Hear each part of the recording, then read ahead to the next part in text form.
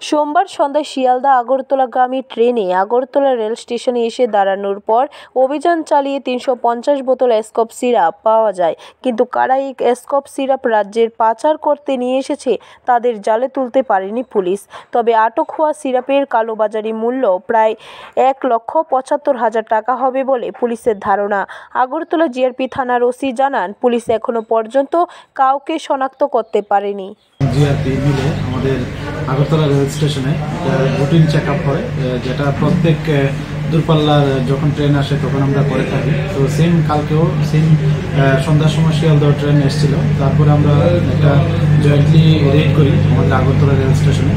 তো এটা জাস্ট প্ল্যাটফর্মের ঠিক মানে জিরানিয়ার সাইট, যেটা আমাদের রেল স্টেশনের জিরানিয়ার সাইটের দিকে অন্তর্গত। আমরা মোট ৩৫০ বোতল স্কপ উদ্ধার করি, যেগুলির মধ্যে মানে দুটা বস্তার মধ্যে ছিল, যে প্লাস্টিক বস্তা। তো যদিও ওই সময় এটার কোনো মালিকানা পাওয়া যায়নি, তো আমরা যথারীতি এটা মানে আনক্লেম হিসাবে সিজ করি এবং একটা আমাদের আগরতলা জিআরপি থানাতে একটা ইনকোয়ারি স্টার্ট করি যে এটার ওনার কে হতে পারে, এবং আমরা এটা দেখছি এবং যদি ওনার এস্টাবলিশড হয় আমরা অবশ্যই ওনাদের এগেনস্টে মানে আইনত পদক্ষেপ নেব।